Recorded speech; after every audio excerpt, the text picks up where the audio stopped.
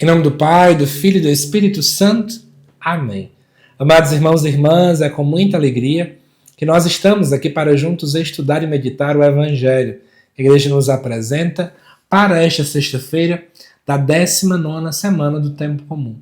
O Evangelho de hoje se encontra lá em Mateus 19, do versículo 3 ao 12, que nos diz assim: Naquele tempo, alguns fariseus aproximaram-se de Jesus e perguntaram, para o tentar: É permitido ao homem despedir sua esposa por qualquer motivo?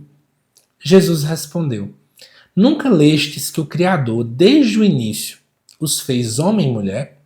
E disse: Por isso o homem deixará pai e mãe, e se unirá à sua mulher, e os dois serão uma só carne. De modo que eles já não são dois, mas uma só carne.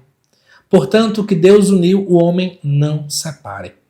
Os fariseus perguntaram, então, como é que Moisés mandou dar certidão de divórcio e despedir a mulher?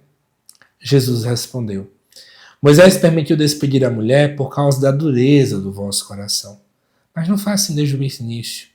Por isso eu vos digo, quem despedir a sua mulher, a não ser em caso de união ilegítima, e se casar com outra, comete adultério. Os discípulos disseram a Jesus: Se a situação do homem com mulher é assim, não vale a pena casar-se.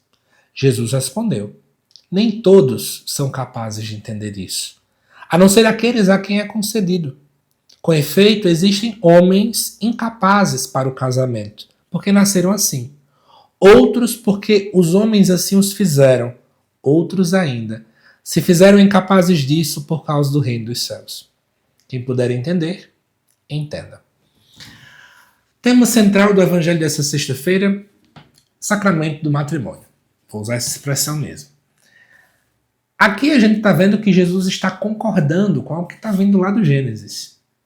Aquilo que Deus uniu, o homem não pode separar.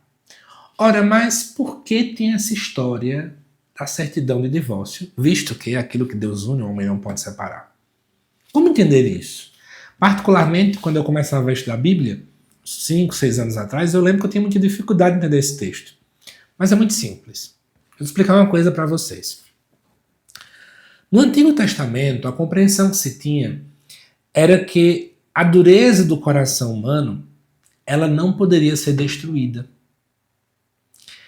E aí, claro, quando a gente coloca Jesus Cristo na história, a gente vai em uma perspectiva cristológica, soterológica, ou seja, o estudo da salvação, vai fazendo muito sentido isso, porque a nossa compreensão é, na pessoa de Jesus, quando o verbo, então, assume a carne humana, então o verbo se encarna, a nossa carne, e portanto o nosso coração, a nossa vontade, ela é santificada. Então agora a gente pode entender que o nosso coração ele pode mudar. Mas até então, no Antigo Testamento a compreensão é outra. Ora, o verbo nunca assumiu a carne humana, então a dureza do coração humano vai perdurar para sempre. Diante dessa realidade, existia então o divórcio. Qual era o sentido então? Existe uma dureza no coração humano, o homem não vai ter o seu coração transformado hora nenhuma, então é melhor acabar o casamento. Só que tem um problema. Muitos rabinos, que eram líderes judaicos, divergiam da interpretação dessa história toda. Alguns diziam assim: se a mulher, por exemplo, se o marido, por exemplo, não gostar do tempero da carne da mulher, ele pode pedir para acabar. Se ele chegou em casa com fome e a mulher queimou o arroz, ele podia pedir para acabar. Outros diziam que tinham que ser coisas mais absurdas, muito mais pesadas. Independentemente de qual seja, é esse tipo de pergunta que trazem para Jesus. E Jesus ia mostrar que não é por aí o caminho. E interessante, naquele tempo era só a mulher que era adúltera, o homem não era. E agora Jesus começa a dizer que o homem também torna-se adúltero. Ele começa então a trazer uma crescência na visão moral, na visão da dignidade humana. Tanto a mulher quanto o homem agora também tem dignidade humana. Antigamente só era o homem que tinha. Né? E Jesus vai colocar, a não ser em união ilegítima, ele comete adultério.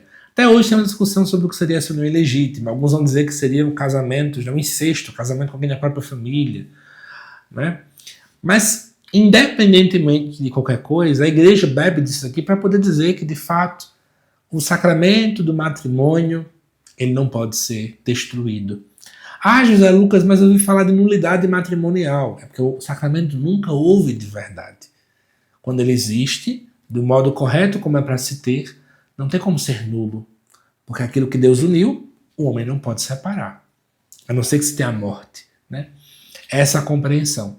Mas claro que trazendo para o mundo de hoje, está cada vez mais difícil vermos pessoas defendendo e acreditando na família. Para muita gente, o casamento é coisa do passado. As pessoas não querem responsabilidade. Elas não querem, vou usar a expressão do mundo, estarem presas uns aos outros. Eu quero ser livre, eu quero fazer o que tiver na minha cabeça. É assim que muita gente pensa. E amados irmãos e irmãs, a gente vai olhando para esse evangelho entendendo que a família é projeto de Deus. Foi Deus que sonhou. Por isso que hoje, nessa sexta, eu convido você a pôr a sua família em oração. Dentre tantos ataques que a instituição família recebe, que peçamos a Deus a graça de nós não sermos levados por estas vozes.